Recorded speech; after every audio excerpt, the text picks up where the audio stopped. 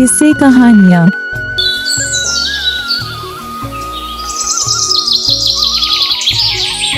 सुबह का समय, गांव का शांत और सादा जीवन, पक्षियों की चहचहाहट और हल्की हल्की ठंडी हवा बह रही है।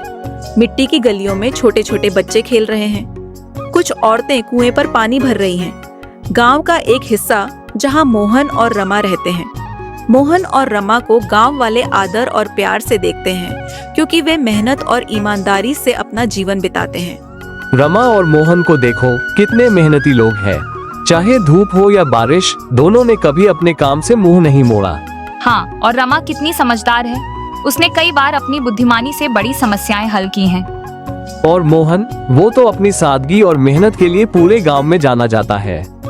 अगर कोई मुश्किल हो तो मोहन से बेहतर मददगार कोई नहीं।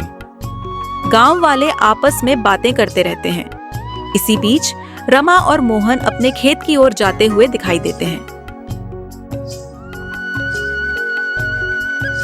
खेत में हरियाली फैली हुई है। दूर दूर तक फसल की लहराती हुई बालियां दिखाई देती हैं।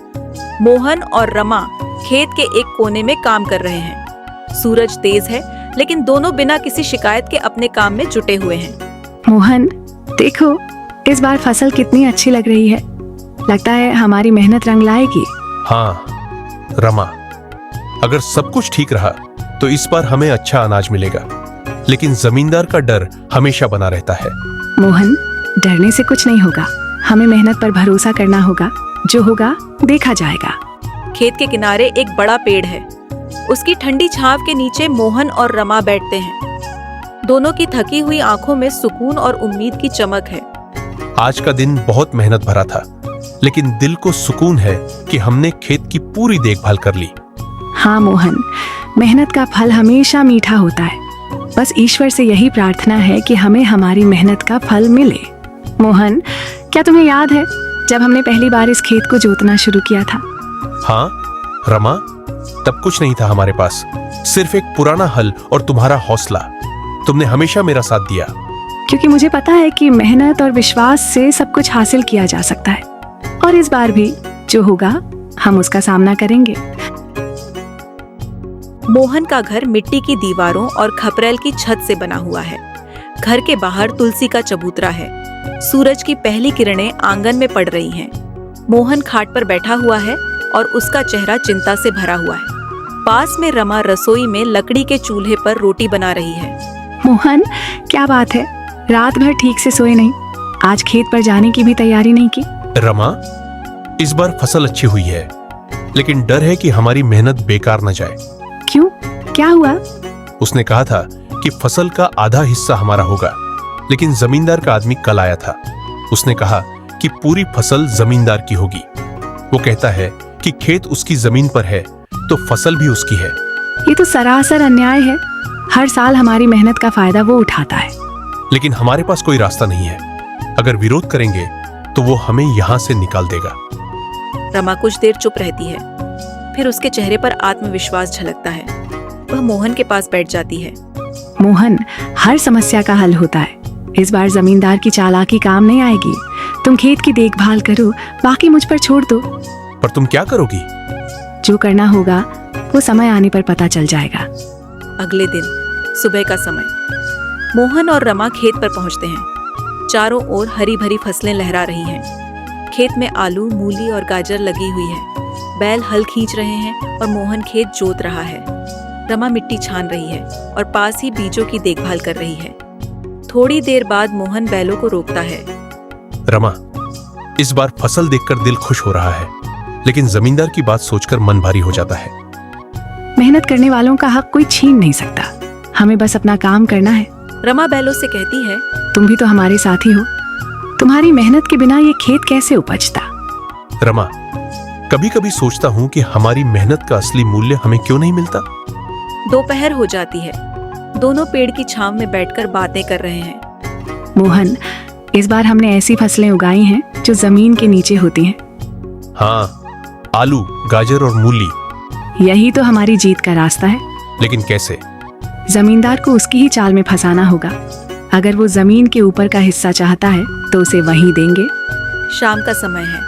गांव की चौपाल पर हलचल है। गांव के बुजुर्ग, महिलाएं और कुछ बच्चे भी आसपास बैठे हैं। मोहन और रमा खेत से लौटकर सीधे चौपाल पर आते हैं। मोहन के चेहरे पर चिंता साफ झलक रही है, जबकि रमा आत्मविश्वास से भरी हुई है। मोहन, सुना है कि जमींदार इस बार भी तुम्हारी फसल हड़पने की योजना बना रहा है। हाँ काका, इस बार उसने साफ साफ कह दिया है कि फसल उसकी होगी। ये तो सरासर अन्याय है। हम जमीन पर मेहनत करते हैं और हमारी मेहनत का फल जमींदार खा जाता है। ताकत से बड़ी होती है बुद्धि। अगर हम डर कर बैठ गए तो हमारी मेहनत यूं ही बर्बाद होती रहेगी। लेकिन रमा, हम करेंगे क्या? उसके पास तो आदमी भी हैं और पैसे भी। जमींदार जितना चालाक है उतना ही लालची भी, और लालच हमेशा हार की वजह बनता है। लेकिन रमा, तुम्हारा क्या मतलब है? जमींदार ने कहा है कि उसे हमारी फसल चाहिए, लेकिन उसने यह नहीं कहा कि फसल का कौन सा हिस्सा चाहिए। अगर हमें चालाकी से काम लेना है तो हमें उसकी शर्तों को उसके ही खिलाफ इस्तेमाल करना होगा। इस लड़ाई में सिर्फ हमारी जीत नहीं होगी, ये लड़ाई हर उस किसान के लिए है जिसकी मेहनत का फल कोई और ले जाता है। रमा सही कह रही है, हमें अपनी मेहनत के लिए लड़ना होगा। अगर हम डर गए तो हमारी अगली पीढ़ी भी यही अन्याय झेलेगी।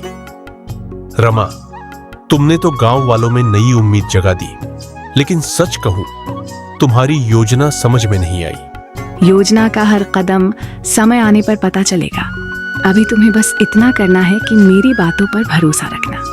अगले दिन जमींदार का दरबार बड़ा और भव्य है। जमींदार ऊंचे सिंहासन पर बैठा है। चारों ओर उसके नौकर चाकर खड़े हैं। मोहन और रमा दरबार में दाखिल होते हैं। रमा आत्मविश्वास से भरी हुई है। सुनो सभी लोग, इस बार मैं अपनी जमीन के हक के लिए कोई भी समझौता नहीं करूंगा। हर किसान से मुझे वही मिलेगा जो मैं चाहता हूं, और कोई भी इस नियम को तोड़ने की कोशिश करेगा वह मुझसे बुरा नहीं पाएगा। मोहन, इस बार तुम्हारी फसल मेरी होगी। जमीन मेरी है तो फसल भी मेरी। महाराज, हमारी मेहनत की बात छोड़ो। जो जमीन मेरी है, जमीन पे उगी हर चीज मेरी है, वो सब मेरा है। महाराज, अगर आपकी जमीन है तो आपकी फसल भी होनी चाहिए, लेकिन क्या ये सही नहीं होगा कि जमीन से ऊपर का हिस्सा आपका और नीचे का हमारा? औरत, तुम मुझे बेवकूफ समझती हो? मुझे मंजूर है। आखिर मुझे जमीन से ऊपर की फसल चाहिए।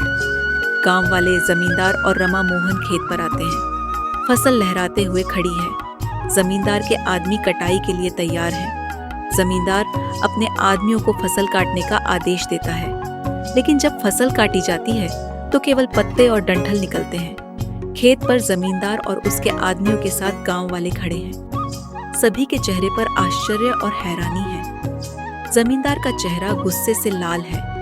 ये क्या तमाशा है? तुम लोगों ने मेरी जमीन पर ऐसी फसल क्यों उगाई जो ऊपर से बेकार है? महाराज, ये तमाशा नहीं बल्कि आपकी मांग का पालन है। आपने खुद कहा था कि आपको जमीन से ऊपर का हिस्सा चाहिए, और यही हिस्सा हमने आपको दिया है। लेकिन असली फसल कहाँ है? असली फसल जमीन के नीचे है महाराज।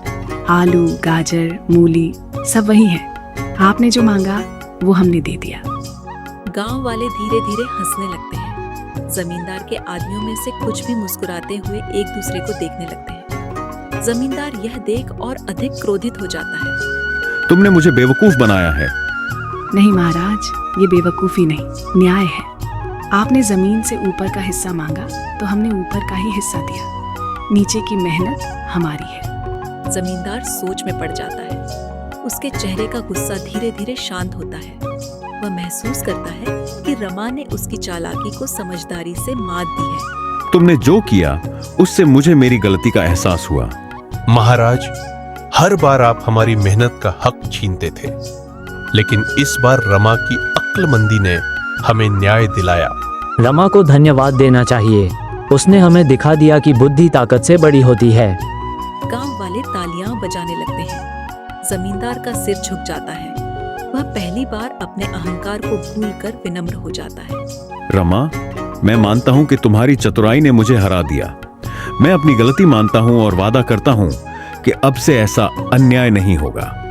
महाराज, हमारी मेहनत का सम्मान कीजिए। हमें ज्यादा कुछ नहीं चाहिए, बस अपने हक का हिस्सा। ठीक है, आगे से हर किसान को उसका पूरा हक मिलेगा।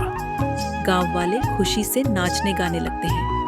जमींदार के आदमियों में से कुछ भी मुस्कुराकर सहमति जताते हैं। मोहन रमा की ओर गर्व से देखता है। सूरज ढलने लगता है। रमा और मोहन खेत के किनारे बैठ जाते हैं। जमींदार अपने आदमियों के साथ चला जाता है। गांव वाले अब रमा और मोहन के पास आते हैं और उनकी तारीफ करते हैं।